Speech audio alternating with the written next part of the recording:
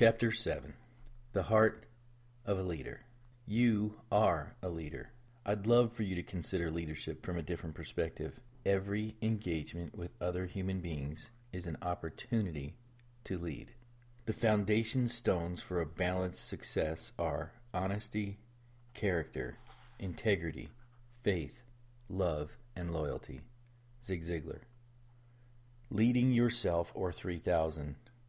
It is still called leadership even if the only person you are influencing is yourself versus 3,000 employees.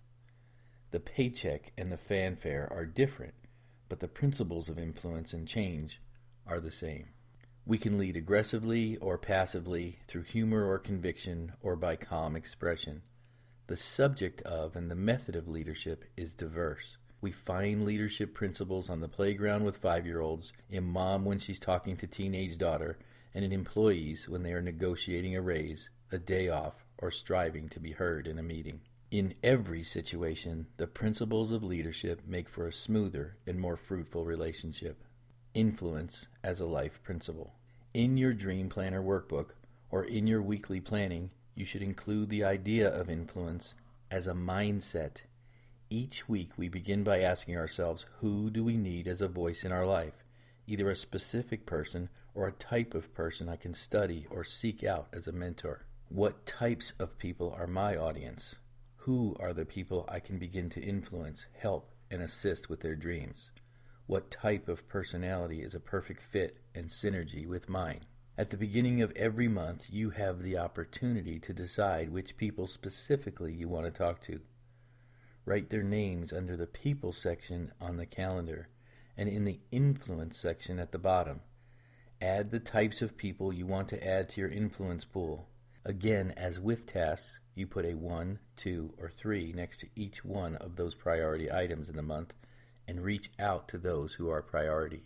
Teachability. This has got to be the most important chapter in this book. As you read earlier, it takes a great effort, resolve, and habit to always be looking at your life and your dreams from new eyes. But once you get this principle, it is easy and exhilarating. Teachability is a whole new level of maturity and power. Even though the concepts are against much of what you've been trained to do, it is worth the journey to be a person who desires to find truth in every area. Teachability is greatly lacking in our culture and is one of the rarest of character traits. If you will develop this one trait, it will set you apart from most people on the planet.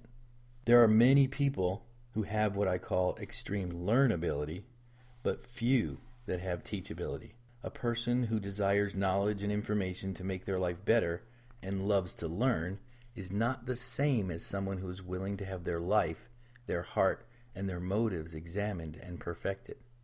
Because our culture has made it unacceptable to correct, instruct, or rebuke, we have developed an entire generation of people who find correction and instruction repulsive. The rare scenario where teachability and discipline is still active is in high-performance sports.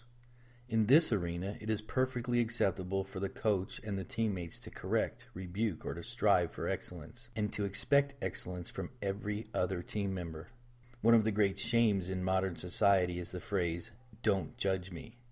It has now become a point of contention for us to examine ourselves, our peers, co-workers, employees, or employers. Critique, criticism, and standards of perfection make people feel bad. So that makes sports the last remaining place for the spirit of excellence, and that should not be so. If you desire to rise above the masses and become a person of excellence, you must at least have this attitude in yourself, to continue to strive and perfect your intentions, your actions, your motivations, and your ideals. To be right when you are wrong, or to be effective with bad practice, motive, or truth, makes you a propagator of a lie, and it hurts those you care to help in the long run. We don't do stuff just because it works. We do it because it's true. Here is the test to know if you are truly teachable. If a 5-year-old or a person you like least in the world were to correct you, are you able to hear the correction, take it as possibly true, and change, no matter how they say it or their intentions? Do that. Don't be afraid of the truth. Cognitive dissonance, the state of having inconsistent thoughts, beliefs, attitudes, especially relating to behavioral decisions and attitude change. When people are presented or confronted with an idea or ideal that is contrary to one they lovingly hold, the new idea causes cognitive dissonance. The emotion that stirs cannot be resolved by the unteachable and intellectually immature. So instead of considering the options, the only option is to reject the new idea, no matter how much evidence or truth it contains. The pursuit of truth is both slavery and freedom.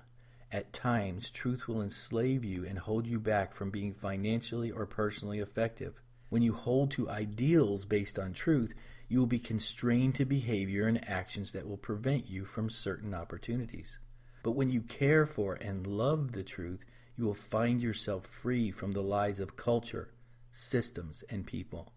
Being free from the lies, culture, and the voices of this age will enable you to stand above the crowd, while the masses are swayed by the noise and voices of inconsistency, half-truths, and lies.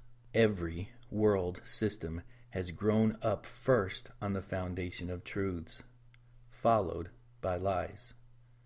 The result is that political parties, the education system, the medical system, religion, etc., are now inundated with so much half-truth, lies, falsehoods, and false agendas, it is almost impossible to navigate without compromise.